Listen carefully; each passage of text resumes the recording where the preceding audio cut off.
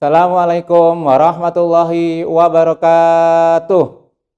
Alhamdulillah, hari ini anak sekalian, anak SD Al-Fitian Kuburaya yang saya sayangi dan cintai, alhamdulillah kita masih Allah berikan nikmat iman, Islam dan kesehatan sehingga kita masih bisa melaksanakan puasa di hari ini. Yang kedua, saya ucapkan juga terima kasih pada Anda semuanya yang hari ini insya Allah masih melaksanakan puasa.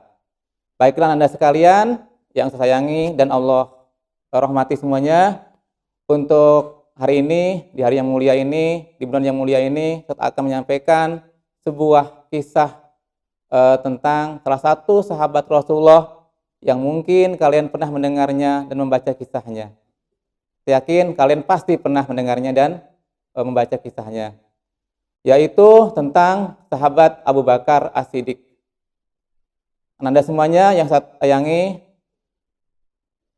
akan saya sampaikan 7 keutamaan dari sahabat Abu Bakar As-Siddiq. Yang pertama adalah beliau adalah orang yang awal masuk Islam. Jadi selain Khadijah, Ali juga adalah Abu Bakar As-Siddiq adalah orang yang termasuk orang yang awal masuk Islam. Jadi beliau adalah termasuk, sekali lagi saya sampaikan, orang yang awal-awal masuk Islam. Yang kedua, keutamaan beliau adalah dipastikan beliau masuk surga. Karena beliau termasuk 10 orang sahabat yang Rasulullah jamin masuk surga. Apakah kalian mau masuk surga dijamin oleh Rasulullah? Saya yakin pasti kalian mau.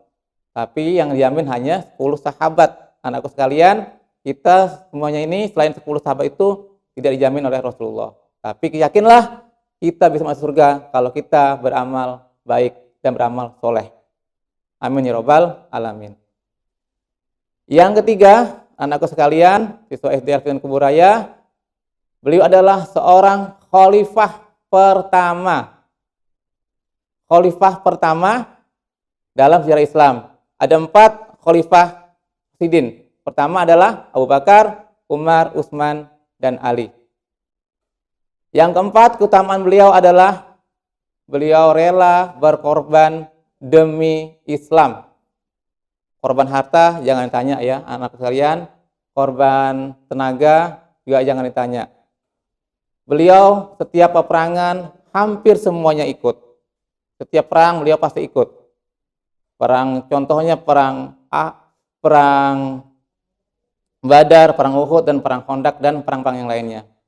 Masalah harta jangan juga ditanya. Beliau selalu menyumbangkan hartanya kepada Rasulullah ketika berperang. Contohnya adalah ketika perang Tabuk, Abu Bakar menyumbangkan semuanya hartanya kepada Rasulullah untuk berperang di jalan Allah. Ketika ditanya oleh Rasulullah, "Wahai Abu Bakar, kalau semua hartamu kau serahkan untuk perang ini, lalu bagaimana dengan anak istrimu di rumah?"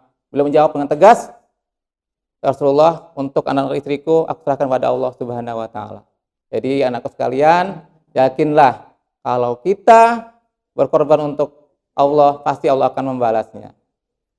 Yang kelima, keutamaan dari sahabat Abu Bakar adalah beliau adalah mertua dari Rasulullah, karena anak beliau Aisyah merupakan istri Rasulullah, istri yang cerdas, pintar.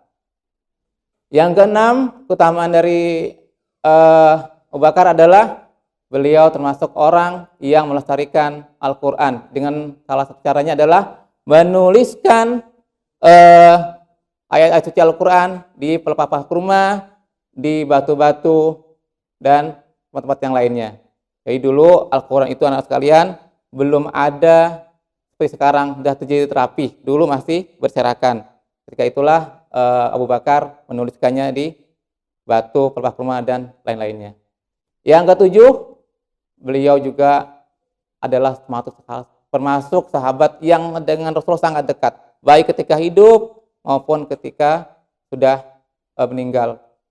Ketika mau meninggal, beliau berpesan, pesan pada anaknya Aisyah, "Wahai Aisyah, nanti kalau aku wafat, aku minta dimakamkan di samping makam Rasulullah." Akhirnya ketika Abu Bakar wafat sama Aisyah, beliau dimakamkan di samping di samping Nabi Muhammad SAW. Anak-anak sekalian, itu adalah 7 keutamaan dari sahabat Abu Bakar As-Siddiq. Jadi semoga Ustaz harapkan dari ini bisa kita ambil pelajaran bahwa mari kita contoh sahabat Abu Bakar As-Siddiq yang selalu taat pada Rasulullah.